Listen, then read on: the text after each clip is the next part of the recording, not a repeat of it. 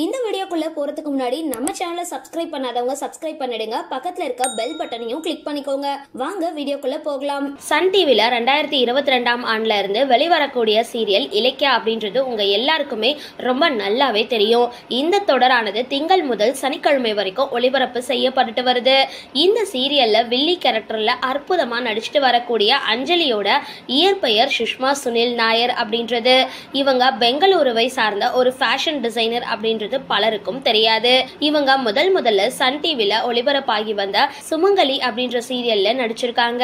இந்த சீரியல்ல நடிச்சதன் மூலமா இவங்களுக்கு அதிக அளவு ஃபாலோவர்ஸ் உருவாக ஆரம்பிச்சாங்க.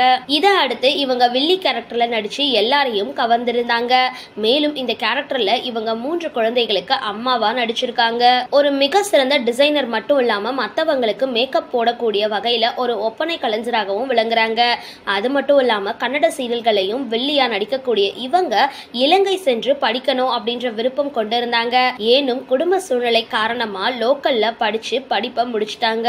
மேலும் நாயகி சீரியல்ல அனன்யா கேரக்டரை செஞ்சதன் மூலமா அதிக அளவு தமிழ் ரசிகர்களை தன் பக்கம் இழுத்துக்கிட்ட இவங்க மேலும் இந்த சீரியல்ல நடிக்கும் பொழுது ஜெயிலுக்கு போயிட்டு வந்த காட்சிகள் எல்லாம் இருந்துதான்.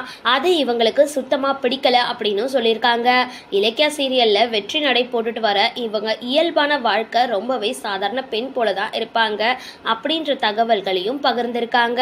மேலும் இவங்க பார்க்கும் பொழுது 96 படத்துல வர ஜானு போல இருப்பதாக சிலர் சொல்லியிருக்காங்க. மேலும் இப்பொழுது சின்ன திரையில இருக்கிற நடிகைகளுக்கு இவங்க தான் காஸ்டியூம் டிசைனரா இருக்காங்க. அண்மையில வெளிவந்த பட்ஜெட் குடும்பம் படத்துல 3 குழந்தைகளுக்கு அம்மாவா நடிச்சிட்டு வர இவங்க ரியல் லைஃப்ல கஞ்சூஸ் அதாவது சிக்கனமாக இருப்பாங்க அப்படின்னு சொல்லியிருக்காங்க. திருமணமான இவங்களுக்கு இதுவரைக்கும் குழந்தை இல்ல அப்படின்ற தகவல்களையும் பகிர்ந்திருக்காங்க. காதலிச்சு திருமணம் செஞ்சுக்கிட்டவங்க ஒருவேளை பெற்றோர் சம்மதிக்கல அப்படின்னா ஓடி போயிட்டு கல்யாணம் செய்யலாம் அப்படின்லாம் முடிவு வச்சிருக்காங்களாம். இவங்களோட காதல் திருமணம் 2021 ஊரடங்கு காலத்துல தான் நடந்திருக்கு. மேலும் அவங்களுடைய கணவர் துபாயில இருக்க சமயத்துல 3 முறை போயிட்டு கல்யாணம் ஆகாத சமயத்துல தன்னோட காதலை பார்க்க சென்றிருக்காங்க.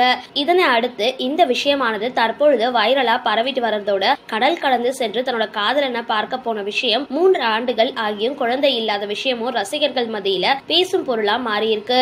சரி, இந்த வீடியோ பத்தின உங்களோட கருத்துக்களை கீழே கமெண்ட் பாக்ஸ்ல போஸ்ட் பண்ணுங்க. வீடியோ பிடிச்சிருந்தா லைக் பண்ணுங்க, ஷேர் பண்ணுங்க, மறக்காம டிபி காபி சேனலை சப்ஸ்கிரைப் பண்ணுங்க.